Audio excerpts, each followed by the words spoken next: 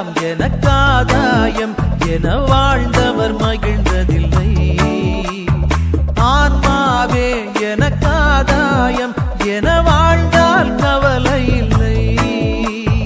உலகமெல்லாம் எனக்காதாயம் என வாழ்ந்தவர் மகிழ்ந்ததில்லை. ஆன்மாவே எனக்காதாயம் என வாழ்ந்தால் கவலை இல்லை. அழியும் செல்வம் சேர்ப்பதா அழிய ஆன்மாவை காப்பதா? அழியும் செல்வம் சேர்ப்பதா அழிய ஆன்மாவை காப்பதா?